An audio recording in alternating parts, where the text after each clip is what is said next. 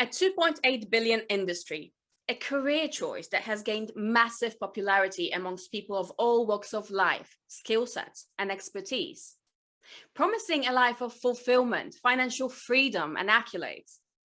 Coaching and consulting has been steadily growing for years, but blew up in scale massively in the last few years with the boom of remote working, unstable economy, and people simply wanting more out of life than a counter or a cubicle. The undeniable impact of coaching is clearly visible in statistics, with over 80% improved performance of companies and individuals using coaching services, and an extensive selection of types of coaches offers, ranging from improvements from leadership coaching through business coaching, all the way to life guidance. With all the promises this career offers, it is only understandable that lots of people are now trying their best to hop on the trend wagon. But the sad truth is, in reality, 72% of them do not survive the pressures, the requirements, and the competition, and they do not make it past the 3-year mark. So what can we do to not only survive in a game, but also reap the rewards this line of work promises and offers, and how to turn a passion into a sustainable business model that allows you to support your family, your goals, your passions, and your day-to-day. Today, I'm speaking to Tammy Johnston, the hold your hand and kick your ass business coach, who's going to walk us through her veteran-like journey of 20 years helping small business owners, teaching them the necessary basics to not only survive in business, but thrive beyond that scary 3-year mark. What I'm really, really excited about regarding this conversation is Tammy shares my sentiment of being moral, honest, and ethical in your business. And she classes that as being one of the secrets to her long and successful career. So let's dive into this week's episode of Habits of Influence, where we discuss the good, the bad, and the ugly sides of entrepreneurship and building a movement.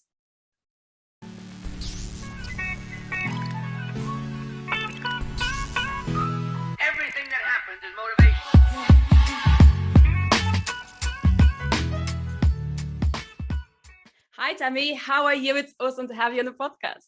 I am looking forward to a great conversation.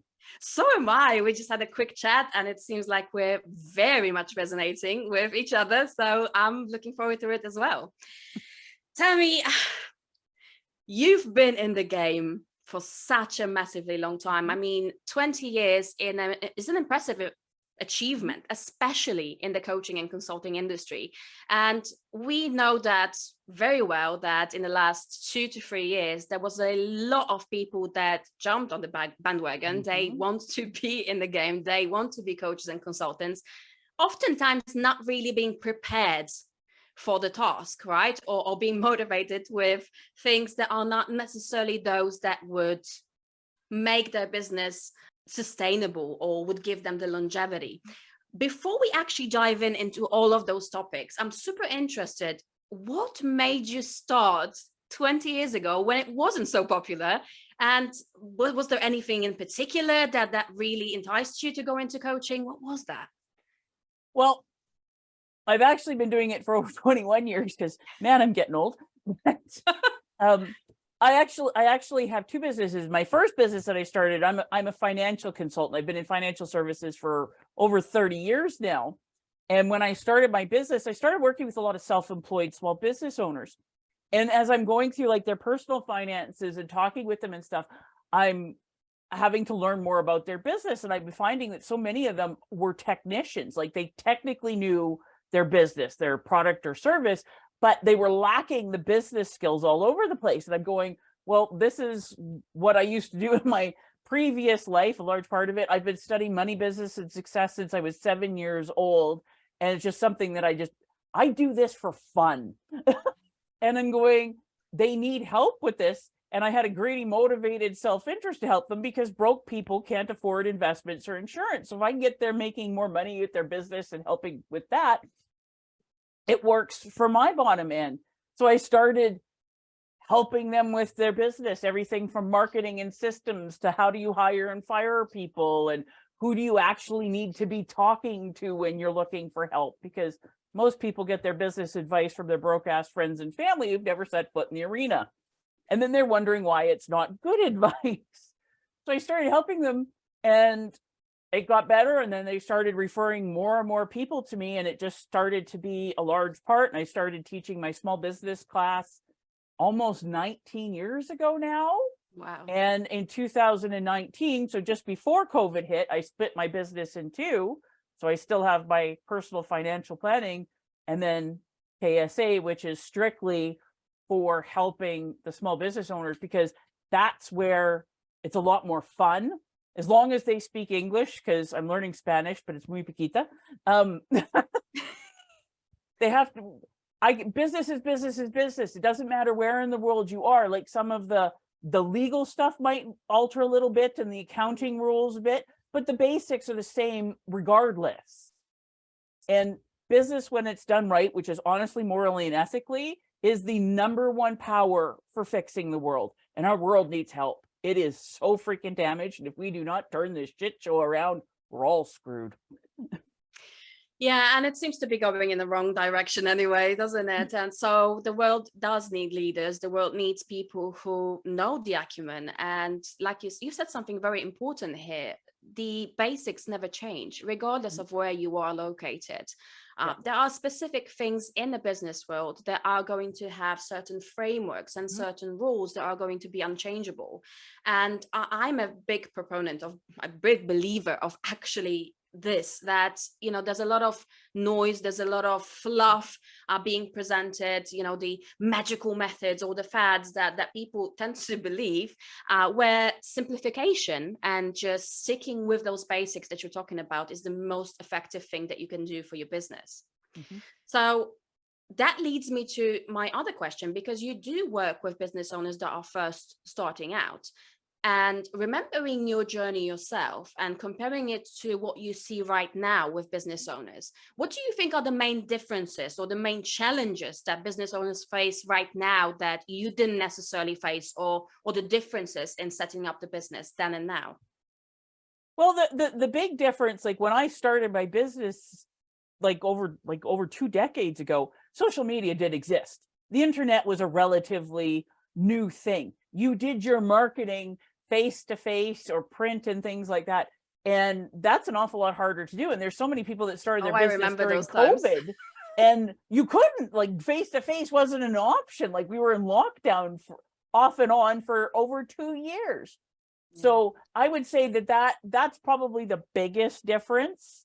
Is, like you said, when I started, it was face to face. It was all like the old fashioned way, where now it's so much as social media and the internet, and like texting did not exist when I first started my business.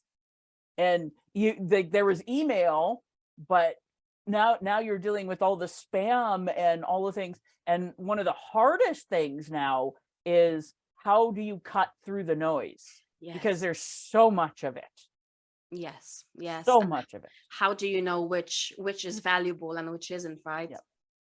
Yes. Absolutely, I agree. And in fact, I actually started my first business in 2007. And I remember it was just the beginnings of Facebook, I think 2009, around that time. So I completely remember the times of buying ad space in the newspaper or radio time or stuff like that, or even banners on the buses and stuff like that. It was a completely different game. It was, but yes, you are right. It was kind of more intimate. It was more person to person, face to face. Now it is, I'm having the feeling and an impression it's less intimate. The relationships are less important. It's all about the numbers. It's all about, you know, how much you can put yourself out there, which, you know, it's not comfortable for everybody. I'm an introvert. I don't know about you, but massive introvert. But here's the thing. I'm going to disagree with you on it. The relationships now are even more important. They're just harder to build. Yeah. I'm just saying that a lot of people do not put a lot of care and emphasis into building them. I will agree with you there, but the relationships are even more important now. But yeah, like you said, that's a lot of people aren't putting the emphasis. It's all about the quantity, and they're missing out on the quality, and they're forgetting that even though it's over the internet, you are still dealing with another human being, a person. Exactly. And certain things you would never do if you met a person face to face, but yet you're allowing yourself to do when you're interacting online. And I think that that's the main problem. That's the main issue of doing business nowadays, is that lack of personalization.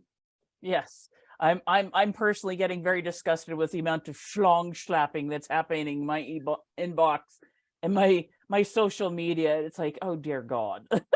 the modern day equivalent of the unsolicited dick pic. Funny you should say that. I actually created a reel some time back, and it was one of those my attempts of trying to be funny as a 38-year-old trying to appeal to the younger audience. And it was something like, when DMs feel like Tinder. It's like, it literally feels like that. It's just so disgusting, so pushy, and so in your face that sometimes you might have the best intentions and the best day of your life, and then you go online, sometimes it's like, oh, it's like I want to shower after being through this. What I'm having so much fun is like I said, I get the schlong slaps. It's like you said, the unsolicited dick pic of marketing coming in. And then what's getting even better is because they have their systems and stuff, and they show up in my email, they show up in my social media DMs and stuff like this, and LinkedIn, and then they'll go, well, you haven't responded to me. So it's like the ultimate incel thing. It's like, I showed you my dick. Why aren't you like paying attention to me? It was awesome. And I'm going, oh dear God. Like, but they're even like, yeah, their follow-up is, why haven't you responded to my dick pic telling me it's beautiful? Yeah, I mean, like, it's nobody owes you anything, and the world doesn't owe you anything, and it is more and more prevalent now. And I think it is going to be even more prevalent with young people, that everyone feels entitled to somebody else's time and attention, right? And that's not the case. And it's freeing. It's freeing to understand that, hey, I'm not the center of the universe. Hey, nobody cares. Hey, it's so relieving and so freeing once you realize. And it takes away a lot of pressure, to be quite fair. So I actually, from one side, I feel sorry for those people, because they must have immense pressure to be doing this on a day-to-day basis. Well, and as you and I were talking just before, like, there's so many coaches out there, and most of them have the best of intentions, but a lot of them, they don't have the experience. They're trying to sell a magic pill, and they're teaching their people to do this stuff.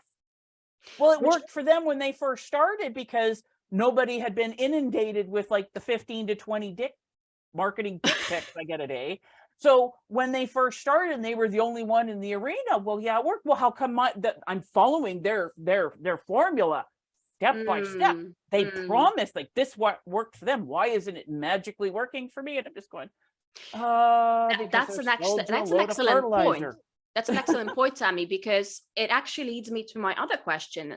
When I get in contact with lots of business owners, a lot of the times my main focus is to work and connect with people that, like yourself or like me, have multiple businesses and have extensive experience and knowledge around business, and not just some magical pill like you said, but extensively in general, like understanding all facets of business. And there are so many, and I believe that those young people that are now in the game, they do market very aggressively, and that's what gets them the clients, that's what gets them the attention. And a lot of the times people with actual experience, long-term experience, are highly overlooked. And I wanted to ask you, why do you think that is? And why should we, or people listening to the podcast, be paying more attention to people with expertise, long-term expertise, as opposed to those aggressive marketing tactics? What can it bring to people's business, essentially? I've got my thoughts, but I'm curious on yours. Well, one of the things that I always look for is, okay, when the sun is shining and everything's perfect, like when business is booming, anybody can hang out a shingle and make money because people are just looking.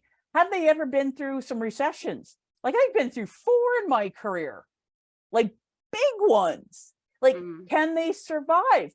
Or is it just, and like, if you cannot make it through any hard times, you don't actually have any experience. You can have something that works perfectly right out of the gate. Are you still going to be around here in 5 years? Absolutely. And there's a lot of them, like you said, that are really good at the marketing. Like, I see people that, like, their marketing stuff is brilliant, but their follow through and their actual delivery leaves a lot to be desired. And then here's the thing, are they going to be in business in 2 years? Or are they looking, is it going to crash and burn? Are they just looking at building something to pump and dump to get out? Yeah. Are they around for the long haul? Are they all flash, or is there actually any substance? And people that have been in the game for a while, like, they've been through the stuff. Like, I started in financial services, and one company that they were hiring all the time, and I started in the front office, and we would place bet. The ladies in the front office would place bets on how long they would last. We got really, really good at it. If they brought in 100 new agents, 4 might be around in 2 years. And they'd all go through. And there's a lot of people, I don't know what so much with the younger crowd, but there's a lot of people I say, your people will not do business with you until you have been in business for at least 3 years. Because number one, they want to know if you're serious. Do you actually know what it is that you're talking about?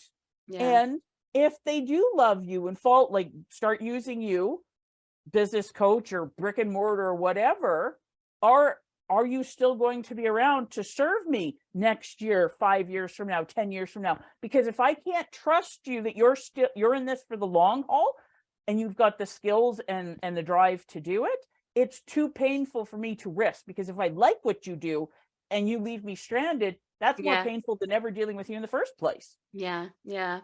And I think that's exactly what creates this distrust, isn't it? The reservations that people have is because there's so many people popping up every single day, and then they disappear, and you don't know what happens. You spend a lot of money, you waste a lot of money, you lose a lot of money, and you're not really getting the results. Whereas, with somebody who's established, what people that are starting out don't realize that with us, I've been in marketing for 19 years myself, in different capacities, different industries. And what people that are starting out don't realize is that you get so deep in the game that you can see right through it.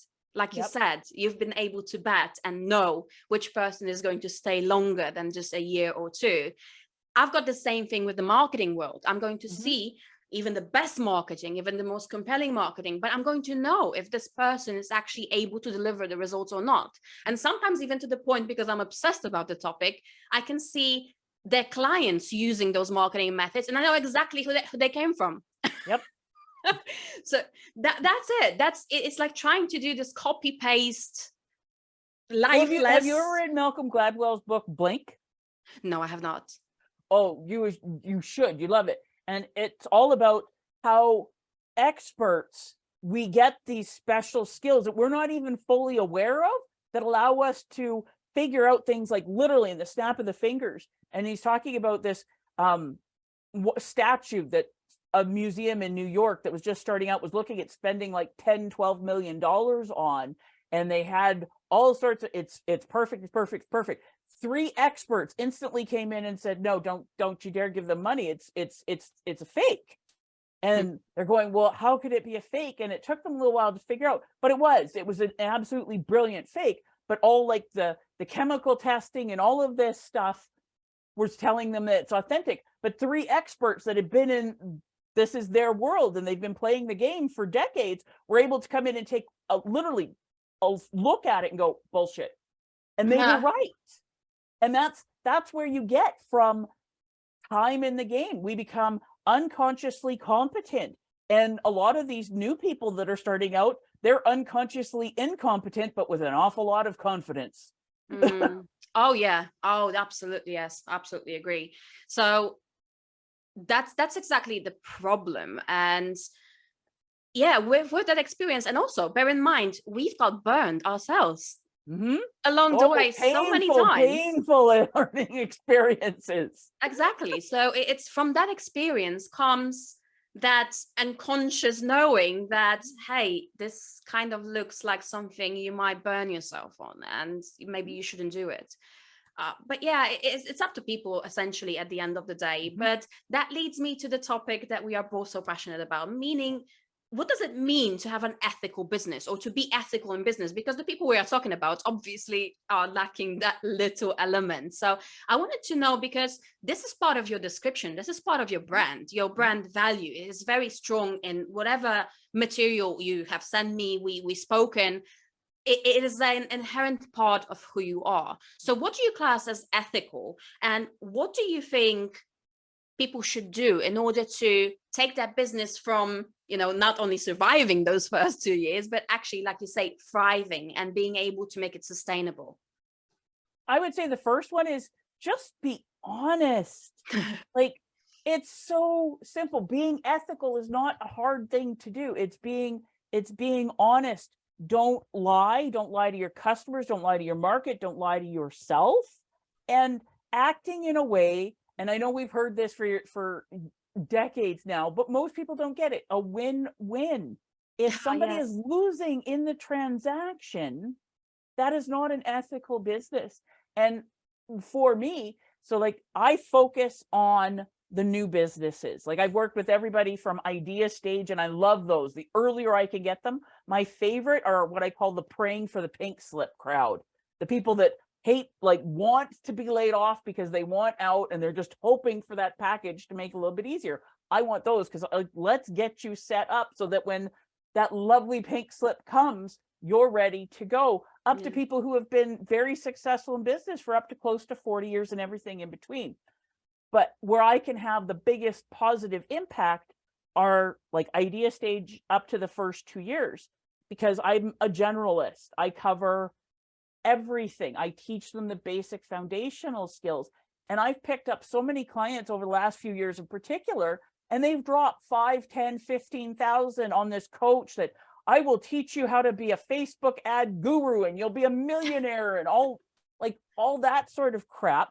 And while their course was fine, they did definitely learn about that, but their main goal was anybody who's willing to give them the money. And then they'll use a lot of high pressure manipulation tactics to guilt people into coming up with it. And then even if they do have a successful launch and all this stuff, they don't have the basic business skills or the foundation to survive or repeat or any of it. And they're still paying off this huge debt. And they're going, I'm struggling between paying what I promised to coach and making my mortgage payment. And that, oh my God. Oh dear God, that bothers me. Like, yes, there's a lot of value in coaching, and I'm not even saying just because you're worth it or you believe you're worth it doesn't mean that your customers can pay that. And if they're stressing about it and all of that, like, dear God, that breaks my heart. Like, are you affordable? And another one, everybody's going evergreen. You have online access all the time. It's a great thing for the coaches, but here's a question for you. How many people do you know actually ever finish it? I don't know of a single person that has fully completed an evergreen course, including me. And I'm a very disciplined person, for the simple fact that it can always be put off. It can always be put off. The coach got paid.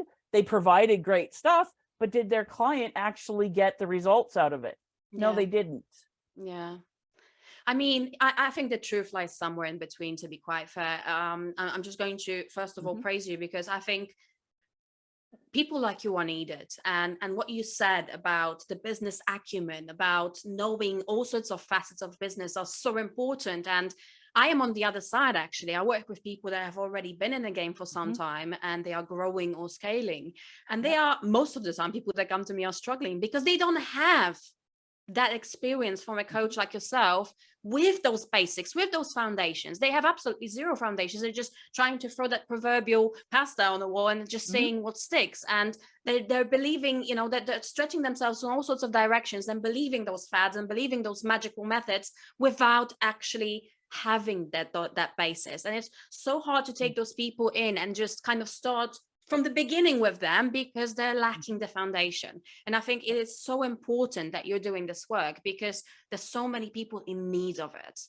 just to understand. But it's not anywhere near as sexy as, I will do this great big social media launch for you and you'll have 50,000 people follow you. So it's not sexy. And I don't do flash and bang. You see, most of business is not sexy. So that's the No, thing. it's not. It's we've gone to the times where everything needs to be right, this flashy, over exaggerated. I've had a near-death experience and now I've had an epiphany and now I'm, I don't know, going in front of people to, I don't know, like a messiah. For God's sakes, people need a friend, people need a listening ear, people need accountability. They do not need 100th or 1,000,000th set of information that is just going to confuse them. They need to know what they're actually doing and what they is don't the need step by somebody step. who's just going to blow sunshine up their ass. Yeah. I mean, it doesn't exist, but it's not going to sell if you say, well, it's going to take a while before you actually build up that visibility, before you actually build up that trust with people, before people are starting to, notice you, thinking that you actually have the solution for them. It comes in stages. And, that there's a lot of disservice that people that work with starting businesses do, is by not telling them all of this. So I completely agree with you, and I understand where you're coming from. That comes down to being honest. It's the not lying part and withholding that information because they don't like it or they think it's going to. They'll just go work somewhere else. Well, then you know what? Let them. Yeah. I've had people go and do the other stuff because, well, they were promising the magic bullet and then they got shot in the ass, and then they come back to me going, "I guess you were right." Yep, the faster you learn that, the faster it goes for everybody. It's sad, you know. Always wins. Absolutely. And it's sad because why do people have to spend and essentially waste so much time and so much money to figure this out? That's what pains me quite a lot. Mm-hmm. And that's in everything. This is why the weight loss industry is like $1 trillion business, and we're all getting fatter because people are looking for the magic bullet. And I see the ads and stuff all the time. You don't have to change your diet or do anything. Just take this magic pill and you'll look like a supermodel. And people have been buying this packaged bullshit for decades. Absolutely. And it doesn't work, but people want easy, quick. I don't have to change. If you want your life to change, you have to change first. Oh, that's I think the point that we're going to put in the short. This is so important. But hey, isn't it human nature to want to change just like that? All right, everything. Of course, it's human nature. Fast food, McDonald's, kind of like relationship, business. This, that, change of mindset. I would like to wake up tomorrow and have J-Lo's booty, not mine. But guess what? It ain't happening. I have to haul my butt down to the gym and hope and pray because I also don't have those genetics. But I know that no magic pill is going to give that to me as much as I would like. Yeah, exactly. So speaking of that, what are the things that piss you off the most? Because I've got mine. That's the things that we've been discussing precisely over here. But what do you think is the most aggravating thing for you right now in the coaching and consulting industry? And what do you think are the potential ways we could actually improve that and change that? I'd say that the thing that drives me the craziest is just all the fake hype, because our technology has gotten so much better, and then we've got AI and all of this stuff that anybody with some technical knowledge can put out some really, really flashy ads and stuff that look great, and they appeal to people because we've learned so much on how people make their decisions and NLP and all of this stuff. And they're manipulating people, and they might not start out with a bad intention, but that's the result.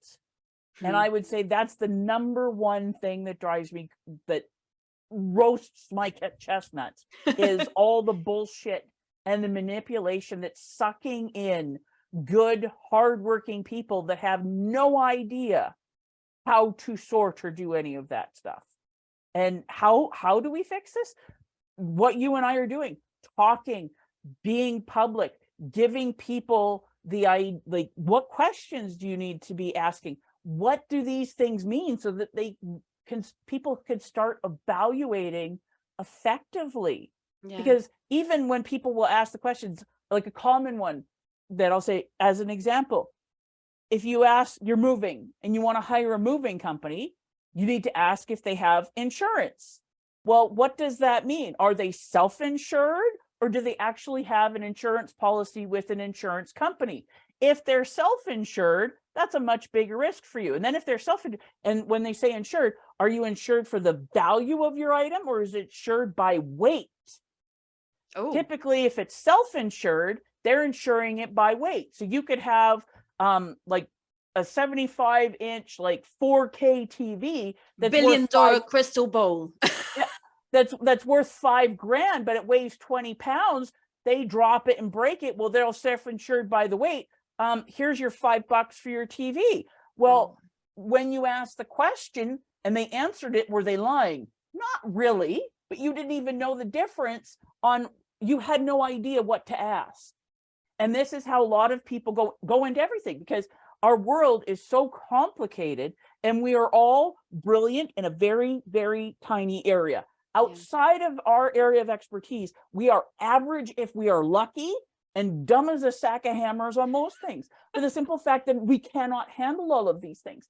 So if people don't know what questions to ask and what the basics mean, it's so easy to con people. Yeah. And I think it's a great point, because marketing thrives not on the things that are said, but the things that are left unsaid, doesn't it? And that also drives me crazy, because I know it's just half of the equation, but the more important part is always left out. And in order to have that discernment and be able to make an informed decision, you need the other part. So it's just thriving on the lack of knowledge or lack of skills of people. And this is really, really bad. You've mentioned AI, and I know you do quite a lot of things. You talk about AI and the impact on the industry, how we can use it, how we can utilize it. What are your thoughts about, well, the sudden onset of AI? Obviously, it's here to stay. Obviously, it's going to be bigger. Obviously, this is not something to be fearful of, but something to utilize rather. But I would like to know your thoughts, how you are using it in your business. What would you advise that people pay attention to when it comes to AI? Because this is a very up to, trendy topic right now. Well, it's not even a trend. I wouldn't say it's a trending topic. It's been coming, and basically AI now is like where the internet was in the early 90s. Yes. It's not going away. It's only getting bigger. And I've been watching a lot of TED Talks and stuff on it, and how I'm using it. Like, it's a good idea for prompts and stuff like this. But one of the things that I'm seeing that's driving me nuts is I collect the ads from like Instagram, because I'm a coach, so that I see, and I collect them, and there's so many of them that will write your course using AI in like 2 days. You don't have to do anything, but you can make millions doing this and stuff like that. Wow. And I've seen like social media posts that were literally AI. It's very obvious to me because I've seen it. AI has written it. So if you're using it for prompts and stuff, like I put into Chat GPT, what questions should you be asking on how to choose a business coach? And it came up with a wonderful little article that I know that I have seen posted by 2 other coaches. Are you serious? It actually makes like word for word. Oh, no. And here's the thing. Did it answer incorrectly? No. But did it actually give you anything that would help you make an informed decision? Same thing. A moving company, make sure they have insurance. Make sure but it doesn't explain anything. So it's not providing anything. So I like using it. Okay, you put it out. This is what AI says, and this is what you're going to see from 90% of the other coaches. And here's my take on it. So I like it for a lot of stuff right now. Rebuttal. It gives me something for giving me ideas, speeding up the process. I'm fortunate in the fact that I am a good writer. A lot of people have trouble with that. And I'm going, have them do it, and then you can go through and edit it and put your stuff together, and you can get it going an awful lot faster. But yeah, you need to use it because it's not going away. Like, it's only going to become a bigger and bigger thing. But you can't let it do your thinking for you. And like you said, I know that I have seen 2 coaches post, like, literally word for word, how to choose a business. I've seen it. And like, I'm going garbage, absolute garbage. See, but that's the thing. Do people not read it? It's still so, you know, obviously it's going to make things easier, but those skills that we've been talking about throughout the whole episode, that expertise is not replaceable. But also what is not replaceable, like you said, you're good at writing, is your voice, your opinions, your takes. Yep. Rebuttal, your experience, your knowledge. Rebuttal requires, first of all, the knowledge about a topic, but also being able to express your opinions about a topic, which, you know, no AI is, for the time being, for the next 10 years, I reckon, is not going to be able to do. No, it won't. And I don't think it's kind of scary to think that it will. But yeah, no, there's all sorts of different things. But yeah, the Chat GPT and the other AI, like I said, if you want to use it as a launching ground and to save some, but like I said, I've seen so many, and a lot of them are build your course completely with AI and you don't have to do anything or know anything. Yeah. It'll just sell itself. And I'm going, and how many people will buy it and lose money on it, be disappointed or do damage or all of this stuff? As good experienced coaches, we have a moral responsibility to fight this, to put out the proper information, to let our voices be heard. Just watching the carnage and keeping quiet in our own little world, that's wrong. We need to step up and speak up and protect as many people as we can. We need to elevate the conversation. Absolutely agree. And that's why you're here. And I'm so glad you are. Right, let me jump to a different topic. We have spoken of technology, and I know that both you and me, we have certain aspects of technology that are just aggravating us a little bit, or we struggle with.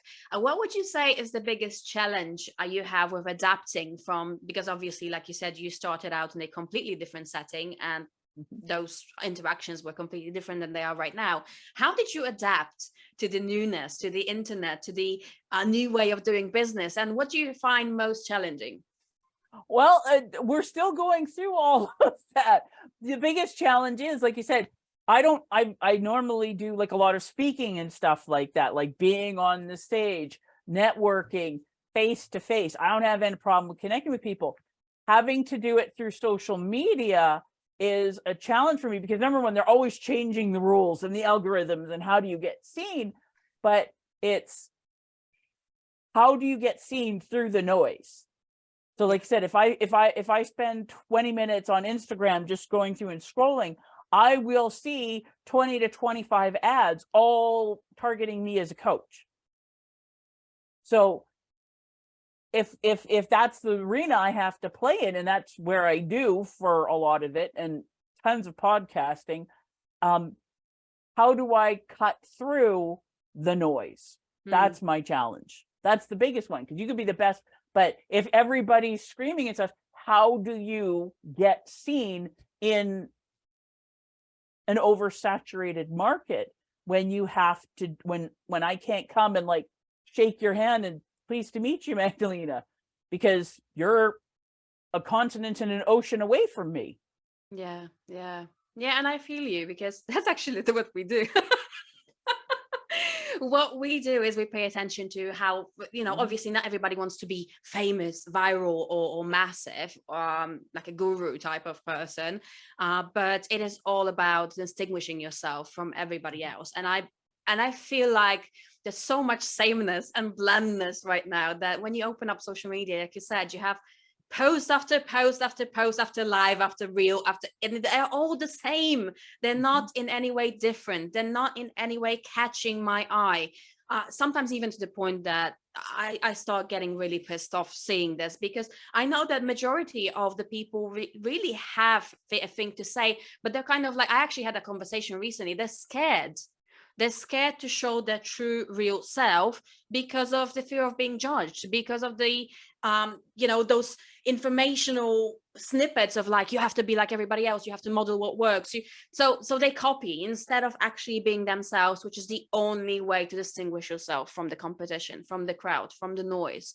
And obviously this is going to be a lot of branding, right? A lot of messaging, a lot of positioning, but also it comes from the marketing, from the basic, from the very basics, finding out who you are, what are you doing here, how are you different. Those things are the things that people should be paying attention to, as opposed to 100%. Like, I don't have a problem with it standing out, but my thing is, like I said, with being seen, because they prioritize who's going to pay them, and the algorithms, like, if you're already popular, then you get seen, then you get seen. And they're, like I said, they're constantly changing those rules. And people that do stand out, that do have opinions, I always say Madonna, you either love her or hate her, but you know who she is. You know who she is. She's not wishy-washy. She's constantly reinventing herself. Like I said, lots of people love her, lots of people hate her, but everybody knows who she is. Yeah. And it takes time. And it also does. takes time. And I think, like I said, not everybody wishes to be super famous. Some people do have that aspiration. Some people just prefer to be in the background and just doing their work and just helping people. And there's nothing wrong with one or the other, to be quite fair. Whatever works for you. We need people that want to just stay small and play in their little world and do the best good they can there. And we need the people that want to be internationally famous. And my goal is to be that as a positive shit disturber. I love that. And we do need more leaders right now because of that sameness, because of the copy-paste culture, because of the thinking that everything comes really, really fast, that kind of fast food approach to everything. We're forgetting that what we need is that leadership from the ground up. And I have read what you wrote to me when you first applied to the podcast, and I really wanted to touch upon that because I'm a mom. I'm a mom of a beautiful 8-year-old boy. And I know, as a parent, and many parents that I speak to, as an entrepreneur, it is very important for me to teach my child all those things that we're talking about. First of all, independence, the ethics, the responsibility, the ability to actually make business. And you have a wonderful daughter that actually has her own business. So what I wanted to ask is, what would be the best tips you would give to parents that are raising young entrepreneurs? How have you done that? How did you make her excited about it? And what were the steps that you were teaching her, that you were paying attention to? Well, the big thing is just always treating her with respect and bringing her in as part of the conversation. Like, I started teaching her about money when she was a toddler. In fact, when I was breastfeeding her, I'd read her books like Rich Dad, Poor Dad and stuff like that, because I'm a nerd. But I always explained to her what was going on and things like that. And I've worked from home for all but 3 years of my business. So she learned how to play my assistant and stuff. And when she was at preschool and stuff like that, and I only have the one, she's an only child. I'd say, okay, mom's got to work on this. I have a massive Disney collection. We pick out a Disney movie. Okay, if you can play here, there's a family room where the TV and all that was right next door to my office. If you can play quietly and watch your movie and stuff, when the movie's done, we'll go do something. We'll go to the park, or we'll go do something. And as long as I kept my end of the bargain, and every now and then, Mom, something's come up, can we adjust a little bit? But always talking to her, letting her know what's going on, and having her see, she would ask questions, and she's just learned this. And I was always able, she liked, yes, Mom had to work a lot of nights, and I work a lot of hours and stuff, but I was able to be pizza mom for her if she needed a field trip volunteer or anything, or if she ever needed to be picked up from school, or I was always able to do that. And that's one of the many reasons why I started my business, because my husband and I were talking about starting our family, and I'm going, I do not want to have a child and have to get them up at 5:30 so I can drop them off at daycare so I can work all day, pick them up, see them for half an hour before they go to sleep, and miss everything. Like, why would I do that? Where with my business, yes, I work technically more hours in a lot of cases than when I was employed, but I work it around my life. Yeah, it's more flexible, isn't it? And so important. But a lot of the times when we, as entrepreneurs, and I know I've been guilty of that myself when my son was a little bit younger, like you said, there are sometimes those situations where you said, oh, I can't do this, I can't do that. I found myself being so enwrapped in my business. And I know a lot of people struggle with the same thing, where I just said, not now, I'm busy, I can't do this, I need to send this email, I still need to do this video, I need to go live, I need to do this interview. And up until a certain point, he actually came up to me, he's tried several times that day, and he said, of course. And it hurt so much. It was the day where I actually realized, oh my God, what am I doing? And I need to change that. So what would you say to that? Because I know a lot of people struggle with it. A lot of people listening to us are entrepreneurs. They have little kids. And it's the worst thing you can do is lose that time that you have with them, right? Because it never comes back. They grow up very, very quickly. Like I said, Yeah. I blinked and I have a 20-year-old in university and I'm going, where did that happen? But the biggest thing is, especially because when we're first starting our business, like we have all this pressure, we've got to get things going, we have so much stuff that we need to do. And if somebody asks, well, can you do a breakfast meeting at 7:30? Of course I can. Can you do a meeting at 11 o'clock? Of course I can. No. You set up your hours. So I typically do not start seeing clients at all until 11 o'clock till 1 o'clock in the afternoon. And then Tuesdays, Wednesdays, Thursdays, I'll take client appointments in the evening and stuff. I don't have to as much anymore, but I would do that. I don't people on Mondays. And why I do those things is because number one, I'm not a morning person. But number two, that's when I get my paperwork done. That's when I would get my daughter off. It's like I would walk my daughter to school and I would have times. So I set up my life around that. And if you already had a client appointment at 7:30 in the morning and somebody asked for it, what would you say? Well, I'm already booked for that. Well, why don't you do that with your family time? Oh, yes. Why don't you do that with like your time that you're going to go to the gym or do the stuff? You set up your hours. You determine when you're going to work and what you're going to work on, which is a blessing and a curse. And most businesses, especially when they're first starting out and they're going, I need to be bringing this in. I need to be bringing this in. I have bills to pay, that everything external runs the show. And one of the biggest things that was a change for me, because my first 2 years in business, I went from making decent money in the regular paycheck to I made approximately $24,000 in my first 2 years. And that's not $1,000 a month. When you're a business owner, you eat what you kill, lock and load. You don't kill it, you don't eat it. So there were months where I was bringing in next to nothing. And you feel all that stress and you're going, I have to do whatever I can to bring that money in. And then when I hit about the 2-year mark and I put in the effort and building up the consistency and I'm getting the referrals in and I hit 100,000 a year and I haven't made less than 100,000 a year in almost 20 years now. I stopped going, you know what? I know what I bring to the table. If you want to work with me, great, wonderful. I will do a great job. If you don't, that's perfectly fine too. Go your way. It started to all come to me and I don't adjust. Like if there's an emergency, yes, we will. But my clients also, I'm not a big phone person.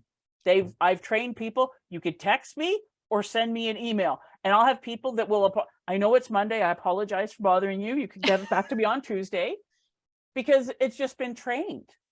We train people how to treat us. We determine what we want with our lives.